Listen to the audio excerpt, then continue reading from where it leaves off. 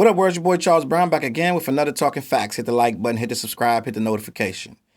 I told y'all a few months ago Verzuz was dead, right? I know a lot of people didn't believe it. Verzuz is dead. When they tried to charge a fee for Verzuz, right? Verzuz is dead. Not to mention the suspect Verzuz they tried to pull off. So I want to say, last night, the latest Verzuz, who no one is talking about, Cypress Hill versus Onyx, had to have happened because I don't know because I didn't watch it.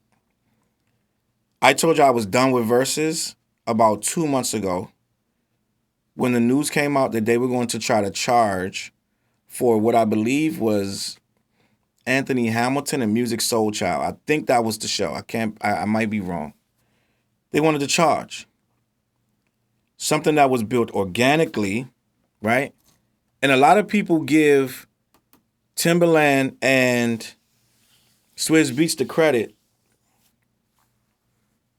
to which they deserve to a degree, but the streets made that happen. And I'm going to tell you why. Because Timbaland and Swizz Beatz were online going at it a little bit, friendly fire, whatever. Because the people always saying that, oh, Swizz Beatz or people, the streets was asking for that. Who's better? Who got the better portfolio, the better resume? So they did a friendly competition somehow, some way. I believe it was on. They went live or something, whatever they did, right? They did it twice, right? The streets was ecstatic about this. Oh, this is what we need. This is what the game need. Blah blah blah. So Swizz and Timbaland got the bright idea to do it with other people. Set it up because it was a pandemic. We're going to do it on live. He tap in, you tap in. Ding, ding, gloves off. Let's go play your music. Let's go. And that was good. We got excited. People that we never thought about going against each other were at home in front of their computers, pressing play, using their own sound, their own laptops, and they were picking their own songs, and it was that person versus that person. And for a time, it was good, right? And as the pandemic went on, it became more and more of a staple to help us pass the time. It was exciting. We got a lot of great matchups, a lot of great moments. Even the bad moments when they would drop, the call would drop, or the music was too low, or someone's music was too loud, or someone's sound went out, or someone couldn't get their music to play. All of that was part of the journey. And we fell in love with Verzuz as an organic tool that our culture was excited to partake in. And just like anything else, once you start putting money into it, it ruins it. Just like hip-hop in and of itself was ruined, for lack of a better word, when they started getting too much money involved into it.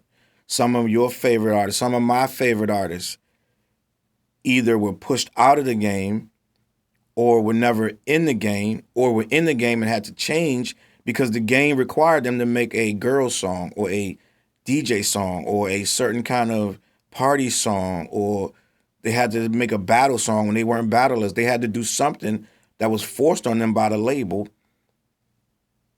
right? We wouldn't even know what a label was if it wasn't for hip-hop. People wouldn't have cared what the label was that an artist was on until hip-hop, right? These labels became the gatekeepers, and some stuff slipped through.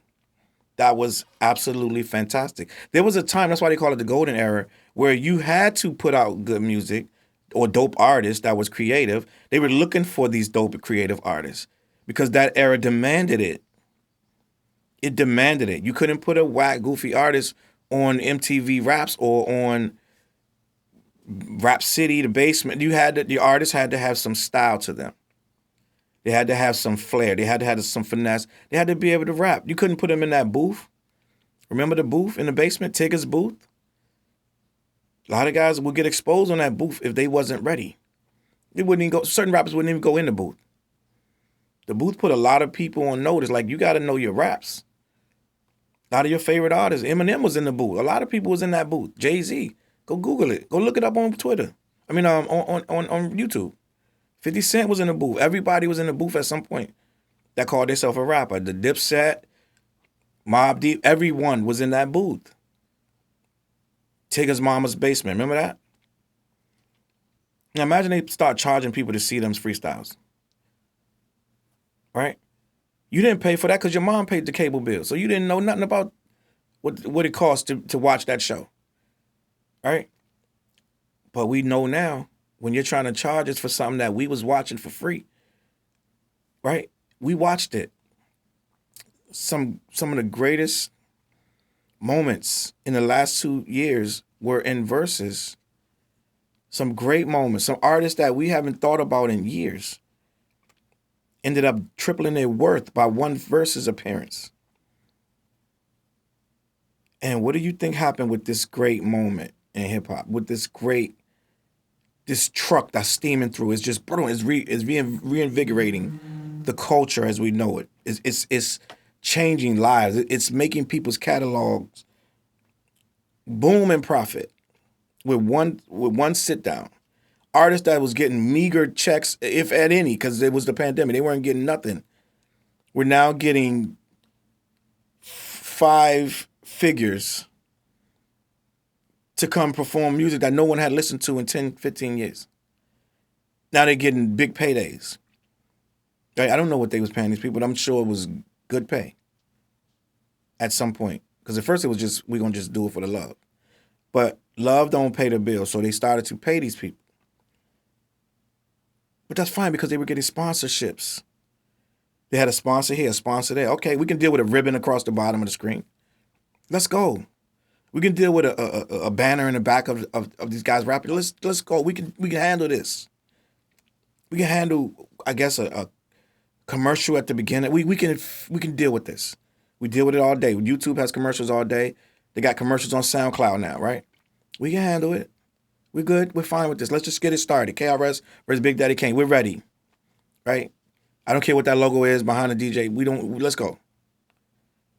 That wasn't enough for Swizz Beatz and Timbaland. There wasn't enough, right, for Triller. It has to be sucked out. Every possible dollar. So here we are, Cypress Hill versus Onyx, which I jumped ahead of myself. Timbaland and Swizz Beatz sold this thing for, I don't remember how many millions of dollars. They sold it. They stepped back. We just consultants. As soon as they sold it, everyone said it's over. Everyone was pissed. Every time I turn around, Swizz is out of the country. So when he sold it, he's out of the country. Oh, don't worry about it. We got it. We still consult. What's a consult? A consultant means you are in the room here and there, and sometimes you say, that's all right. Or you say, nah, y'all probably shouldn't try that. And they look at you, and then they go back to what they're doing. That's a consultant. Correct me if I'm wrong. The consultant don't write the checks. The consultant don't say, oh, you can't do this. And consult. You just consult. We're asking you a question. Should we use the red one or the blue one? I like the blue. Thank you. We doing it anyway. We doing what we want. You just a consultant. You don't run this no more. So they have sold the rights to it to a company that's purely profit driven. You know what profit driven means, right? It means they only do stuff that's going to make more money. That means sponsorships don't matter no more. They're going to try to charge the consumer. You are no longer a hip hop head or a hip hop fan. You are a consumer. And you will be drained of every dollar that they can get out of you. They're going to squeeze you to run this big thing. The Triller deals with boxing and all kind of events. So they're looking at this as something else to milk. They have no vested interest in it. It's not organic to them. This is something that's already there. It's already valuable to make money. Let's make more. They probably got 10, 15 people in the room trying to figure out how to squeeze more dollars out of it. a $2.99 subscription fee. $29 for the year. It sounds like, oh, that's not that bad. Someone in an office thinks that's okay. Someone in the office thinks it's okay to charge people for this service that they were watching for free in their living room. Someone thought it was a good idea to go and put a price tag on it. And they thought that people would still, first of all, this is driven highly, let's be honest, by black hip hop heads. Because a lot of those artists were old. They're not even, the young people right now wouldn't even know who a lot of them people were. I'm just being 100. Now, we do know white people drive the hip hop market. That is a fact. That's been a fact forever. A very long time. They drove jazz when jazz was out. Jazz is still out, but end of the day, when jazz was at its peak, it was mostly white people going to see those shows. It's just a fact. The festivals, who you think funding those festivals? It's white people. Right? But a lot of these artists that they were dredging up, the newer white people didn't even know who they were. This was driven by old black people. Right? Who was it? Shaka Khan versus... You know what I'm saying? This had a Gladys Knight one. They had Earth, Wind, and Fire. Like, what? Your grandma would sit down and watching that. She ain't paying for that. So now you're looking at it like, I'm going to try to get these people who got masks. They outside. We out back outside now. We're not paying for that. And then to make it even worse, right? Now I'm back to what the matchup was. When I first saw it, right, I was like, oh, Cypress Hill versus Onyx. Oh, wow.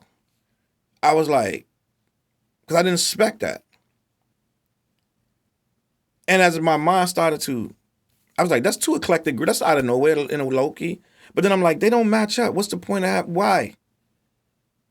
How are these two groups even close to making any sense? I don't understand the matchup. And then you're going to charge for Onyx versus Cypress Hill, and you want me to pay $2.99 a month, right? I don't understand how you ruined something that was so beautiful. I got a whole video rant about it. I'm not going to go back into the rant of it. Just go down and watch the whole one because I was so heated.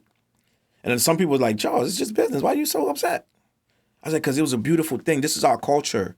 And once again, once we build something from the dirt, that's beautiful. It had no price tag on it. Now they go and sell it. And now we got a price tag on it. And now it's ruined. No one watched it. I'm sure somebody watched it, but no one's talking about it. It wasn't trending. Only reason I even knew it was on because I went on my Twitter and they were like, yo, apparently Cypress Hill and this thing happened last night, but I wouldn't know because I didn't watch it. And then the whole stream, the whole thread was like, me either. Who's watching that? I didn't watch it. You didn't watch it. No one watched it. And of course, there's an outlier. Somebody sat there and watched it. But everybody was looking for the free link on YouTube. And everybody's like, wait for it to be on YouTube tomorrow. So I'm going to search on here and see if it's on here. Just because. I probably watched the first 10 minutes because that's about all it's going to be worth. I'm being honest with you. The matchup don't make no sense. Onyx coming out all crazy, yelling and screaming, and then Cypress Hill smoked out, coming out mad calm. It does not make any sense to me. And this is what you get when you give the culture away for nothing. Right? You give it away for money, but the money was already there. If you didn't want to deal with it, that's fine. Don't sell it to this multi-conglomerate corporation who's going to go in turn, slap it behind a paywall. I'm done talking about this, man. Verzuz is done, and it was nice knowing you. It was amazing. Swizz Beatz and Timbaland, you failed. You failed the culture. And I'm just going to leave it at that. Chuckwick Ills. Down in the playlist, Challz and the Ugly Professor, me and 4 Eyes got an album down there, Force Multipliers. Check it out. Every Wednesday, Clash the Podcast on all my platforms. It's me, Dante, and Flares talking about nothing but rap. and essentialvarieties.org. Make sure you go over there and buy something. Black owned. I'm gonna catch y'all on the flip side. Peace. CLB.